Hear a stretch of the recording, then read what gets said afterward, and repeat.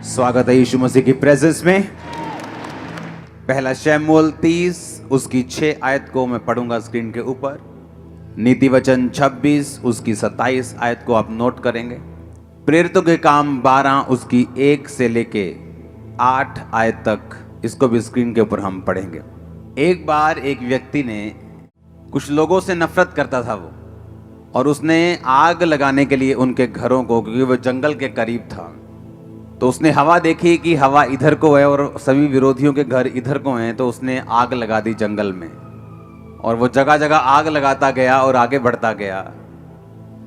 जब जंगल में आग लग गई, उसे मालूम हो गया कि अब आग लग गई है, मुझे और आग लगाने की जरूरत नहीं। अगर मैं और आग लगाऊंगा तो खुद जल सकता हूं। तो वो चुप करके बैठ गया और देखने लगा। जब किसी ने पूछा तो अब आग क्यों नहीं लगा रहा, क्योंकि उसे मालूम था वो आग लगा चुका है और अब आग अपने आप फैलती जाएगी। जैसे जैसे हवा इधर को है तो आग लगती जाएगी।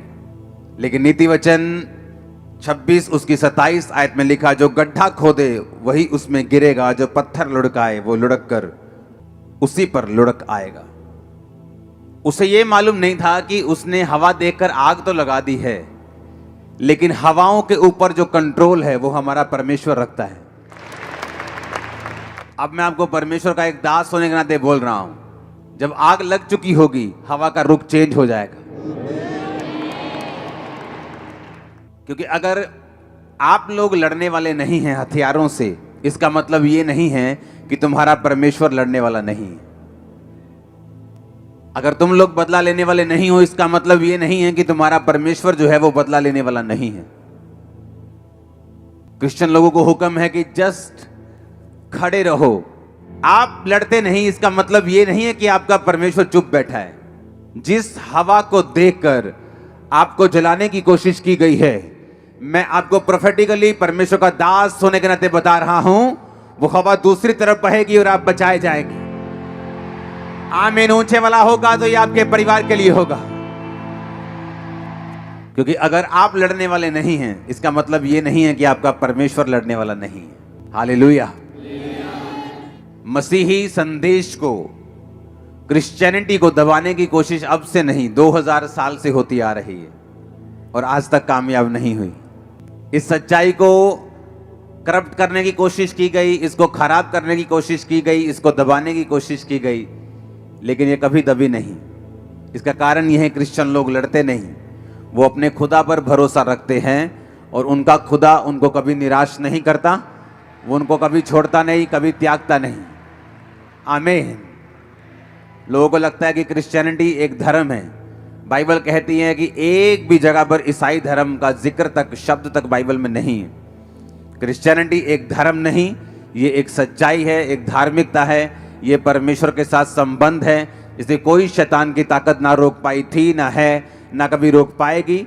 जो कुछ भी हो रहा है आप लोगों की भलाई के लिए हो रहा है, सुसमाचार को फैलाने के लिए हो रहा है, आपके विश्वास को स्ट्रॉन्ग करने के लिए हो रहा है। अगर आप बादलों को देख रहे हैं जो आपके सामने मौजूद है, एक आंधी के, एक तूफान के, एक बारिश के रूप में, यीशु मसीह के नाम में वो टाइम आने वाला है जब पूरी तरह से मौसम साफ होने वाला है और आप आगे बढ़ने वाले हैं। आमीन ऊंचा, तो ये बरकत आपकी है। हर एक चीज का बाइबल कहती है एक समय है। बोने का समय, बोने हुए को उखाड़ने का समय, रोने का समय और खुश होने का समय, नाचने का समय, विलाप का समय। बाइबल कहती है हर एक चीज का एक समय है। और बाइबल कहती है कलीसिया इसीलिए परमेश्वर ने बनाई है ताकि आप इस तब ब्लेस होते हैं जब आप परमेश्वर के दिमाग को, उसके प्लान को, उसकी योजना को, जो उसके माइंड में है, आप उसे समझ जाते हैं और उस योजना को धरती पर पूरा करने के लिए आप काम करना शुरू करते हैं। जिस तरह से एक व्यक्ति जो नशे में हो सकता है और परमेश्वर का आत्मा अगर आप उसके साथ संबंध में हैं, हो सकता है वो आपको उस व्यक्ति के लिए प्रार्थना करने के लिए बोले, उसके साथ वचन शेयर करने के लिए बोले, और वो व्यक्ति जब आपकी प्रार्थना और वचन के शेयर करने के कारण बचाया जाएगा, तो इसका मतलब आपने परमेश्वर की मर्जी को पूरा किया। जब चेलों ने कहा कि जिस तरह यूहन्ना ने अपने चेलों को प्रार्थना करना सिखाया, प्रभु यीशु हमें भी प्रार्थना करना सिखा, तो परमेश्वर ने कहा था तुम इस तरह से प्रार्थना करना कि हे पिता, तू जो आसमान में है तेरा नाम पाक माना जाए, जिस तरह तेरी मर्जी आसमान में पूरी होती है धरती पर तेरा राज आए। कौन सी मर्जी की परमेश्वर बात कर रहा है? वो मर्जी जो परमेश्वर के दिमाग में है, और किस तरह से वो धरती पर पूरी होगी। बाइबल कहती है, परमेश्वर के आत्मिक नियमों की किताब में से ये नियम है कि परमेश्वर धरती के ऊपर कोई भी काम जो है वो अपने आप नहीं करता। बाइबल कहती है वो कर सकता है, लेकिन आप लोगों को सहभागिता में बनाने का उसका कारण ये था कि आप लोग परमेश्वर के द्वारा ठहराए हुए कामों को करेंगे, और इसी के जरिए ये एक लैडर बन जाएगी, एक कॉन्टैक्ट बन जाएगा कि पीछे लाइट है, आगे बल्ब भी लगा हुआ है, लेकिन जब कनेक्शन ही नहीं है लाइट से बल्ब की ओर, वो इलेक्ट्रिसिटी फ्लो नहीं कर रही, तो लाखों रुपए का बल्ब और पीछे हजारों वोल्ट की रोशनी किसी काम की नहीं। उसी तरह परमेश्वर जो हजारों लाखों करोड़ों और बेहिसाब वोल्ट की जो पावर है, और आप एक बल्ब के समान, रोशनी के समान बाइबल कहती है बुलाए गए हैं, लेकिन जब कनेक्शन आप में और परमेश्वर में नहीं है, आप रोशनी नहीं दे सकते, लोगों को रास्ता नहीं दिखा सकते, परमेश्वर के द्वारा बनाए गए मकसद को भी आप पूरा नहीं कर सकते। बाइबल कहती है जब परमेश्वर आपको बुलाता है तो उसका एक मकसद है आपकी लाइफ के लिए। अब आपको उस मकसद को समझना है जो परमेश्वर के दिल में है आप लोगों के लिए, और जैसे ही आप उस मकसद को समझ के काम करना शुरू कर देंगे, वो इलेक्ट्रिसिटी का फ्लो होगा, आप चमकने लगेंगे, आपकी पर्सनल लाइफ भी ब्लेस होने लगेगी। इसी तरह से मैं ब्लेस हुआ हूं, जिस तरह से अब आप ब्लेस होने वाले हैं। आमीन ऊंचा तो ये आपके परिवारों तक जा रहा है इसका असर। तो अब मुझे ये बात समझ में आ गई कि मैं इसलिए ब्लेस होता हूं कि सिर्फ इसलिए नहीं कि मुझे एक जीवित कलीसिया में जाकर आमीन आमीन बोलना है, मुझे मास प्रेयर रिसीव करनी है और मैं ब्लेस हो जाऊंगा। इसके लिए परमेश्वर ने आपको नहीं बुलाया। वो मास प्रेयर आपके छुटकारे के लिए है, वो आपको आगे बढ़ाने के लिए है, वो आपको परमेश्वर का असली मकसद दिखाने के लिए है। जब बाइबल कहती है, जब हम शमूएल की पुस्तक पहला शमूएल उसका 30 उसकी 6 आयत को पढ़ते हैं तो लिखा, और दाऊद बड़े संकट में पड़ा क्योंकि लोग अपने बेटे बेटियों के कारण बहुत शोकित होकर उस पर पथराव करने की चर्चा कर रहे थे, परंतु दाऊद ने अपने परमेश्वर यहोवा को याद करके हियाव बांधा। अब यहां पे लिखा कि दाऊद बड़े संकट में पड़ा। रीजन क्या था? कारण यह था कि दाऊद के सारे लोग बंदी बना लिए गए थे, और दाऊद के सारे लोगों को उसके दुश्मनों ने बंदी बनाकर वो ले गए, और दाऊद के अपने लोग उसे पत्थरवा करने की चर्चा करने लगे। अब दाऊद यहां पर बाइबल कहती है कि परमेश्वर यहोवा को याद करके उसने हौसला बांधा, उसने हियाव बांधा। परमेश्वर यहोवा को कैसे याद किया? नाम लिया उसका। बाइबल कहती खुदा अपने वचन में रहता है। उसने वचनों को याद किया कि चाहे मैं घोर अंधकार के तराई के बीच में से होकर चलूं, मृत्यु की वादियों में से होकर चलूं, पानी में से होकर चलूं, तो मुझे वो डुबो ना पाएगा, मौत की वादी मुझे मार ना पाएगी, आग मुझे जला ना पाएगी। बाइबल कहती उसने परमेश्वर के वचनों को याद करके हियाव बांधा। जब आपके आसपास का माहौल डर वाला है, या आपके आसपास का माहौल कंफ्यूजन भरा है, बेचैनी से भरा हुआ है, और अगर आप बाइबल नहीं पढ़ते, आप कभी भी छुटकारा नहीं पाएंगे। जिस चर्च में आप जाते हैं, अगर उस चर्च का जो सरमन, उसका वचन आपको बाइबल पढ़ने और खुद प्रार्थना करने को प्रेरित नहीं करता, तो आप गलत सरमन सुन रहे हैं।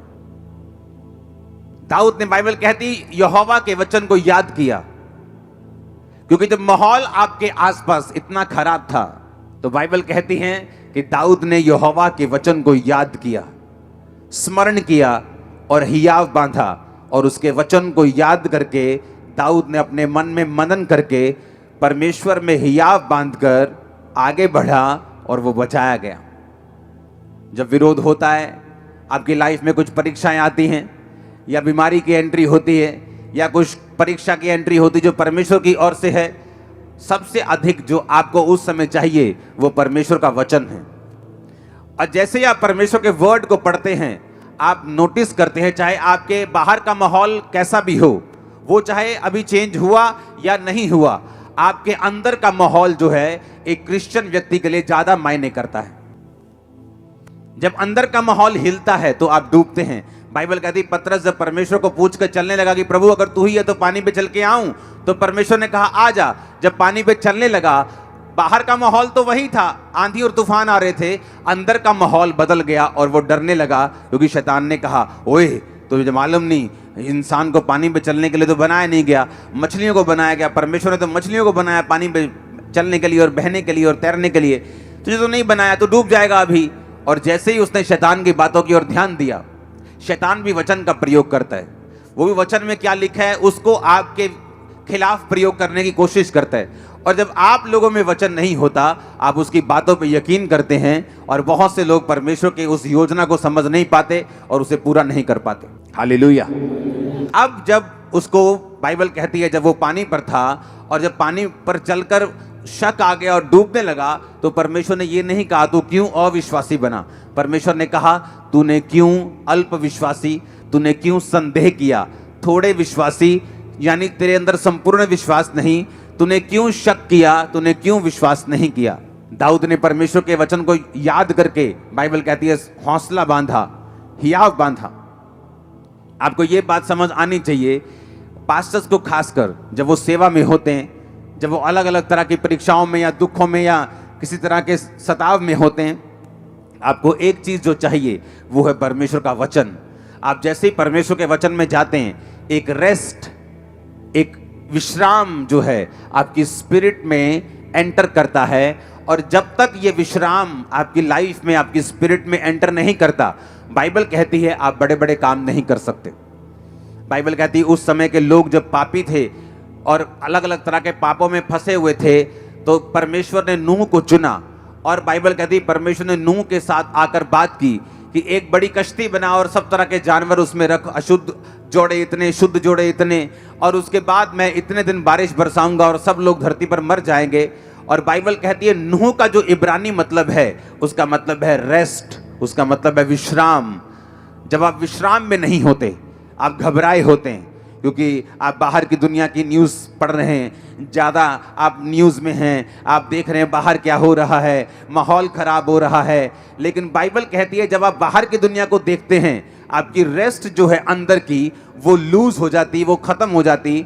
और जिस दिन आपका विश्राम जो है वो ख़त्म होता है, परमेश्वर आपको इस्तेमाल तो कर सकता है, लेकिन बड़े कामों के लिए आपको इस्तेमाल नहीं कर सकता, क्योंकि परमेश्वर को बड़े कामों में आपको इस्तेमाल करने के लिए एक विश्राम में, रेस्ट में, जो आदमी, जो औरत, जो खुदा का दास, दासी, विश्वासी, विश्वासनी रेस्ट में हो, आराम में हो। कौन सा आराम? आराम करने का मतलब ये नहीं कि वो सुसमाचार प्रचार ना करे, या काम ना करे, या सेवा ना करे, या प्रेयर ना करे। आराम का मतलब उसके अंदर एक विश्राम का आत्मा है, वो घबराया हुआ नहीं, वो डरा हुआ नहीं, उसे मालूम उसका परमेश्वर उसके साथ है, उसे मालूम इस आंधी तूफानों के आगे एक सनी डे उसका इंतजार कर रहा है, उसको मालूम है एक बड़ी टेस्टिमनी उसका इंतजार कर रही है, उसको मालूम है ग्लोरियस डेज उसका इंतजार कर रहे हैं। ओ आमीन, ऊंचा चाहिए मैंने कहा। उसे मालूम है दीर्घायु उसका इंतजार कर रही है, उसको मालूम है उसके बच्चों की साल्वेशन उसका इंतजार कर रही, उसको वो मालूम है, क्योंकि बाइबल कहती है वो विश्राम में जो रहता है, जो रेस्ट में है। बाइबल कहती है नूह के साथ परमेश्वर ने बात की। आप बोलते परमेश्वर मुझसे बात करे, इतने अनरेस्टेड बंदे से परमेश्वर बात नहीं कर सकता। अगर वो अनरेस्टेड है, विश्राम में नहीं है, क्यों? क्योंकि उसकी हीलिंग नहीं हो रही। हर टाइम वो हीलिंग के लिए प्रेयर कर रहा है, हर टाइम हीलिंग के बारे में सोच रहा है, हर टाइम मास प्रेयर में भी हीलिंग के बारे में सोच रहे, हर टाइम पर्सनल प्रेयर में भी हीलिंग के बारे में सोच रहे। उसके बच्चा नहीं है, हर टाइम वो बच्चे के बारे में सोच रहे। परमेश्वर को मानूं, नहीं मैं मानूंगा, नहीं कोई बात नहीं, हर टाइम अगर इसी बारे में वो सोच रहा है, इसका मतलब उसके अंदर रेस्ट की कमी है, विश्राम की कमी है। और बाइबल बताती है अगर परमेश्वर ने आपकी जिंदगी से बड़े काम करने हैं, खासकर पास्टर्स की लाइफ से, आपकी लाइफ से, विश्वासियों की जिंदगियों से, तो आपके अंदर विश्राम होना बहुत ही जरूरी है। सबको जय मसीह की। मैं जतिन बब्बर और आप देख रहे हैं मसीह परिवार चैनल। जैसे कि आप सब जानते हैं कि मैं इस चैनल पे प्रभु के अलग अलग दासों की वीडियोस डालता हूं, तो अगर आपको हमारा चैनल अच्छा लगता है तो आप इस चैनल को ज़्यादा से ज़्यादा सब्सक्राइब जरूर करें, ताकि आप प्रभु के वचन को सुन सके। वीडियोस को ज़्यादा से ज़्यादा शेयर करें, ताकि जिन लोगों तक वचन नहीं पहुंचा उन तक भी वचन पहुंच सके। सबको जय मसीह की। एक बार मैं आपसे दोबारा कहूँगा कि इस चैनल को सब्सक्राइब जरूर करें और वीडियोस को ज़्यादा से ज़्यादा शेयर करें। जय मसीह की।